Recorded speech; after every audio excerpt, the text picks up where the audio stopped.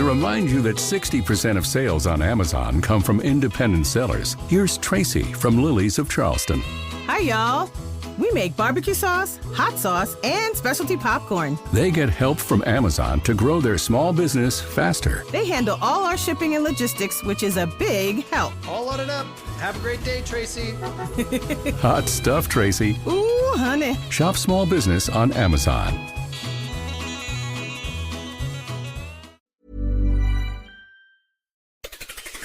It's Saturday the 19th of April. I'm Mike Willer in for Jamie East, and this was a week that saw a race against time to save British Steel, a Supreme Court ruling on the Equality Act, Katy Perry head to space, and Rory McIlroy finally get his green jacket. Grab a cup of something hot, put up your feet, and get up to speed on the 7 biggest stories of the week. This is the Standout 7 from the Smart 7. It's news, but not the news.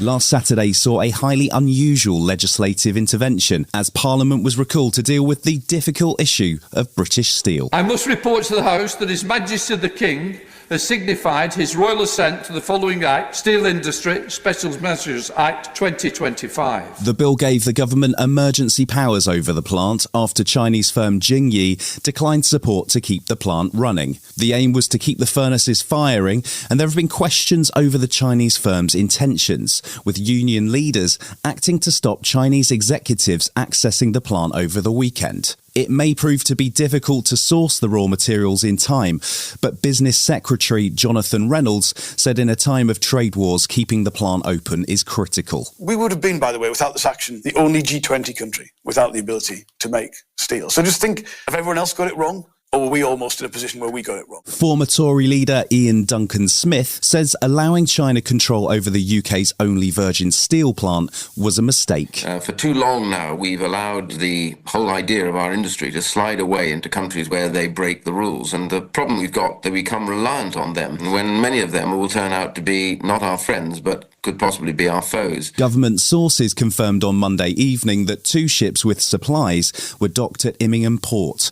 And Treasury Minister James Murray said no effort is being spared to keep the fires burning. We're doing everything we can to keep the blast furnaces running, and if we hadn't done what we did, those blast furnaces would be closing now. British Steel announced the appointment of interim managers on Monday, Alan Bell as CEO and Lisa Coulson as Chief Commercial Officer, both of whom are British Steel veterans. The appointments were welcomed by the community union, which represents the majority of steel workers. Charlotte Brompton-Charles from the GMB union has been impressed by the sense of urgency so far. I spoke to British Steel and was wholly reassured actually that the coke that's at Immingham Bulk Terminal will be paid for and unloaded over the next couple of days, and that government are working at pace to secure the rest of the raw materials that are currently on the ocean. Business Secretary Jonathan Reynolds was in Immingham on Tuesday to supervise the unloading of coal and iron ore for the Scunthorpe steel plant.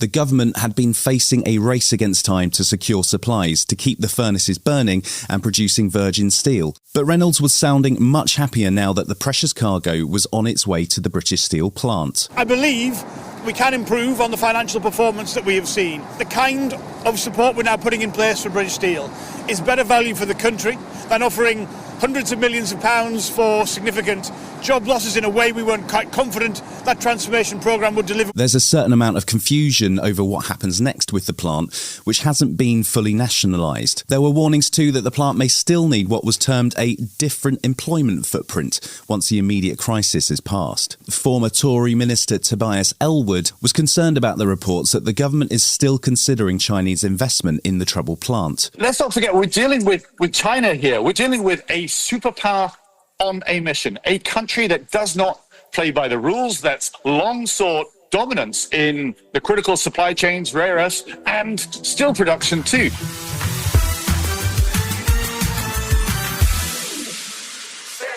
Judges at the UK's Supreme Court unanimously ruled on Wednesday that a woman is defined by biological sex under the UK's 2010 Equality Act. Lord Patrick Hodge, the presiding judge, was clear in his ruling that the definition was a specific and limited case after a years-long legal wrangle over the meaning in the 2010 Act. The unanimous decision is that the terms woman and sex in the Equality Act refer to a biological woman and biological sex. But we counsel against reading this judgment as a triumph of one or more groups in our society. It is not. His call for restraint over the judgment appears to have gone largely unheard, and he was also clear that the Equality Act continues to give transgender people protection against discrimination. The reaction from campaign groups such as For Women Scotland, who brought the case, was one of celebration, and author J.K. Rowling praised them for taking action to protect the rights of women and girls. The ruling has been met with dismay by trans rights groups who fear it will lead to real misery for an already marginalised group, as campaigner Heather Herbert explained. Trans people are very scared about what's going on. We can see how things have progressed in America. We can see how the attacks on trans people have left people. It's frightening. The implications of Wednesday's Supreme Court ruling on the Equality Act became clearer on Thursday. The Equality and Human Rights Commission moved to introduce new guidelines on single-sex spaces after the court ruling, which found a woman is defined by her biological sex under the Equality Act. The NHS is among the public bodies who are now working on the updated guidance, and the chair of the commission says it's clear that the concept of single-sex spaces would need to be addressed, suggesting that trans people should advocate for new facilities. She was also clear that trans people need to be valued and considered in any changes. It's a victory for common sense, but only if you recognise that trans people exist and their rights must be respected. It's not a victory for an increase in unpleasant actions against trans people. We will not tolerate that. Tory leader Kemi Badenoch says laws do need to be updated, but only to prevent discrimination and not for social engineering. Health Minister Karen Smith says the government will take a considered view of the finding. We are not interested in so-called culture wars. We believe that everybody should have their dignity and privacy and their rights respected. We're very proud of the Gender Recognition Act that we introduced. I think now is the time to make sure we look to the future.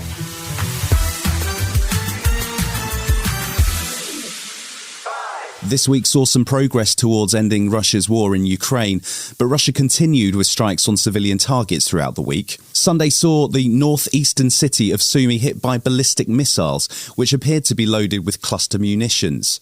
The missiles hit the city centre, where at least 35 people were killed in the middle of Palm Sunday celebrations, with around 100 injured. It's the deadliest strike on civilians this year, and it appeared to be time to coordinate with the military ceremony in the city.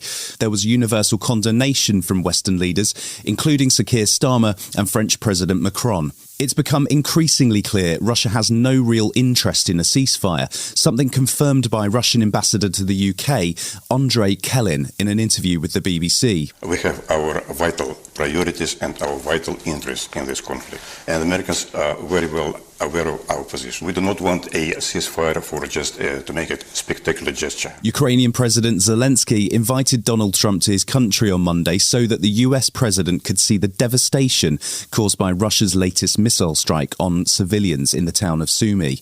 Trump initially said that he understood the strike to have been a mistake, but a Kremlin spokesman clarified the matter, saying there had been no mistake, but also that no civilians had died. At a meeting in the Oval Office with El Salvadorian President Bukele, Trump appeared to become irritated about the ongoing war in Ukraine, snapping at a reporter who asked if he would agree to sell more Patriot missiles to Zelensky.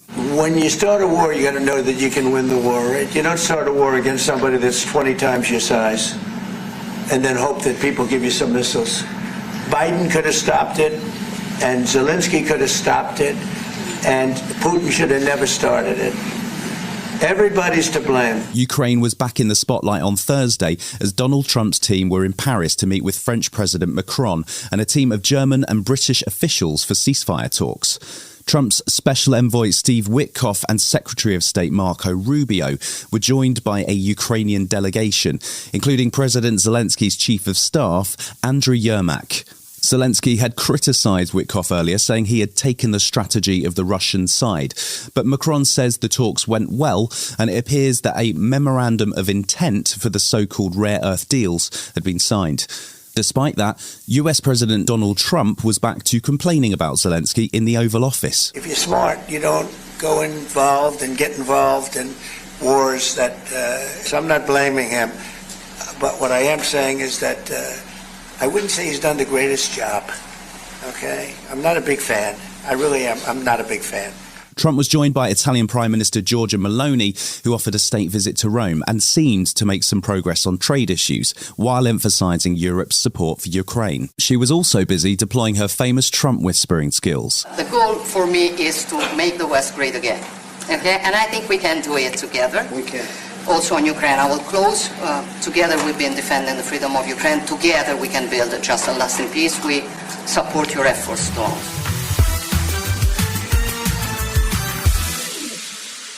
It's been a busy week in UK politics, with campaigning for the local elections in full swing ahead of the May 1st polling day. With Reform, Labour and the Tories all pretty close in the polls, there's already been plenty of wrangling over potential voting arrangements and possible agreements after the elections. Reform leader Nigel Farage was doing the media rounds on Sunday, claiming that every council in the UK needs a dose of Elon Musk's Department of Government Efficiency. He appears to be friends with Musk again after Elon had called for a new leader for Reform, claiming Farage doesn't have what it takes to lead the country. Increasing the productivity of staff, one of the biggest problems in this country, and the whole work-from-home culture, all that needs to go. There are a lot of people working for these councils earning more money than the Prime Minister and not delivering. Shadow Business Secretary Andrew Griffith wasn't ruling out any deals as he pitched for Tory voters, but he doesn't sound keen on the Lib Dems. There's always been, after elections, for local councillors themselves to disport how they're going to run the local council. That won't be needed if people vote Conservative. I think the Liberal Dems are quite extremist. Whenever they get into council, they want 4-day weeks and veganism. This week saw a Home Office committee back the way police responded to last summer's rioting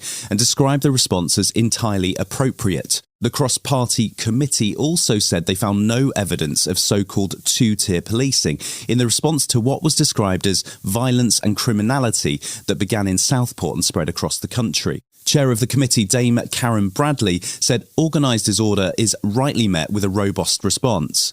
The chair of the Association of Police and Crime Commissioners, Emily Spurrell, says there are definitely lessons to be learnt from the findings. The sharing of intelligence, the sharing of information, what did police forces know, what did they have access to? And I think that's where we really need to learn those lessons to make sure that information sharing is happening. It's happening quickly, so police forces know exactly what they're going to be up against. The disturbances was sparked by the brutal murder of 3 girls at a Taylor Swift-themed dance class, and the violence was spurred on by posts on social media platforms. Former police superintendent Del Babu says it's time to take a look at the role social media played. We're in a different era now to where we've been in the past. Now with the internet, it's like the Wild West, and so the CPS and the police just need to be more fleet of foot around correcting misinformation and being very, very clear when information is being spread that they will challenge it. The Horizon IT scandal was also back in the news as sub-postmasters involved in the post office drama have been urged to take a government to court as frustration grows over delays in compensation payments. Sir Alan Bates, the man whose story reignited the public interest in the scandal, sent an email to members of the Justice for Sub-Posters Alliance, urging members to push for a judicial review. The aim is to get a clear legal opinion on the compensation they're due, and former sub-postmaster Chris Head OBE said the situation is extremely frustrating. We were failed originally, by the post office, and now we're being failed again by the government. That the promises have been made over and over again, and then when the offers drop on the door, they're for derisory amounts. This week also saw a new record for migrant channel crossings in 2025, set on Tuesday, when 705 people arrived on 12 boats. The number so far this year is up 42% on 2024, with a provisional total of close to 9,000 migrant arrivals. Prime Minister Keir Starmer has pledged to smash the smuggling gangs, but those numbers don't help his case.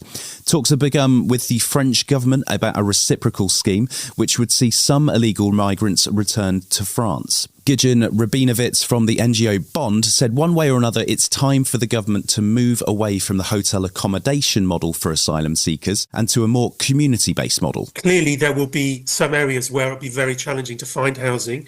This is not a simple solution, but we think it is definitely one that is much more appropriate for the taxpayer, for refugees. Still to come on the Standout 7 in association with Metro, Katy Perry heads to space, briefly, and Rory McIlroy finally gets his green jacket. Right after this. In communities across the country, hourly Amazon employees earn an average of over $22 an hour, with opportunities to grow their career and their paycheck. Learn more at aboutamazon.com. Welcome back. The standoff over tariffs between the US and China continued all week, with neither side wanting to be the first to give way. China has announced that it will stop the export of rare earth minerals and magnets that are critical to the world's car and semiconductor industries. Meanwhile, last weekend saw Donald Trump introduce an exception to his 145% tariff on Chinese goods for smartphones, laptops and computers on Friday. But even those goods still attract a 20% tariff because of what Trump described as China's role in the fentanyl trade. Trump's Commerce Secretary, Howard Lutnick, probably didn't help matters on Sunday, as he warned more tariffs are still to come on pharmaceuticals and semiconductors. We can't be beholden and rely upon foreign countries for fundamental things that we need. Donald Trump is on it. Those two areas are coming in the next month or two. So this is not like a permanent sort of exemption. He's just clarifying that these are not available to be negotiated away by countries. Despite Donald Trump's tariff wars, there was some hope for the UK from an unexpected source. US Vice President JD Vance told the Unheard website in an interview that there's a good chance of a UK-US trade deal. He said Trump's team are working very hard with Keir Starmer's government, but offered no specifics about what such a deal might entail. Lib Dem leader Sir Ed Davey, who has history with Elon Musk, who called him a snivelling cretin, wasn't in a good mood to take JD Vance's word either. We're in favour of doing a trade deal, but it's got to be in Britain's interest. And that's why we want any deal examined very closely in Parliament. President Trump is bypassing Congress. Our British way is to make sure that anything that the government does, which is so big, gets properly examined. The World Trade Organization warned on Wednesday that the Trump tariffs are set to send the global economy into reverse this year. They revised their projection for international trade growth in 2025 from 2.7% to a negative 0.2% and say the outlook for global trade has declined sharply. They're particularly concerned about the escalating tariff war between the US and China, which has essentially decoupled two of the world's major economies, which could have far-reaching consequences. China reported GDP growth of 5.4% in quarter one and appointed a new trade envoy on Wednesday. And Victor Gao, a Chinese diplomat and economist, told the BBC that there's no risk of the tariff war turning into an actual war. Phew. Everyone in the world should be assured of the inevitability of peace between China and the United States, because both countries are armed to the teeth. So if Washington wants to launch a war against China, they are talking about they themselves being bombed out.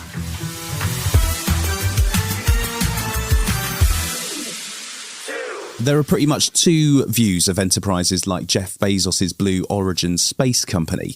The brochure says it's a transformational experience that will change your perspective on our planet. The second, and potentially more widely held view, is that it's an expensive tourist gimmick which sees high-paying customers popped into the edge of outer space for about 3 minutes. Monday saw an all-female crew, including Bezos' fiancée, Lauren Sanchez, singer Katy Perry, and American TV host Gayle King take a brief trip to space. You can hear more about the Blue Origin flight and the aftermath on this Sunday's Sunday 7. Perry used the occasion to announce the set list for her new tour and promised to write a song about the gravity of the experience. It's about a collective energy in there. It's about making space for future women. And it's about this wonderful world that we see right out there and appreciating it. This is all for the benefit of Earth.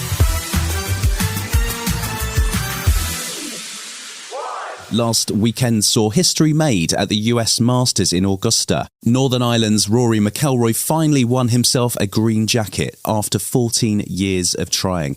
And he sounded mainly relieved that he won't have to face the same questions he's been getting since 2011 at next year's press conference. I'd like to start this press conference with a question myself. What are we all going to talk about next year? His path to victory wasn't straightforward. He started at 12 under on Sunday, but struggled to stay on track, while England's Justin Rose made a run for glory. The two players were deadlocked after 18 holes, and so it went to a playoff, which McIlroy kept his nerve to win. That makes him one of just 6 players, including Tiger Woods, who have managed a career Grand Slam, and he was sounding suitably grateful for the chance to be part of Masters history. I've literally made my dreams come true today, and I would say to every boy and girl listening to this that, you know, believe in your dreams, and if you work hard enough and you put the effort in, that you can achieve anything you want. You've been listening to The Smart 7. We'll be back tomorrow at 7 a.m. Hit that follow button and have a great day. Give us 7 minutes, we'll give you the world. In communities across the country, hourly Amazon employees earn an average of over $22 an hour, with opportunities to grow their career and their paycheck. Learn more at aboutamazon.com.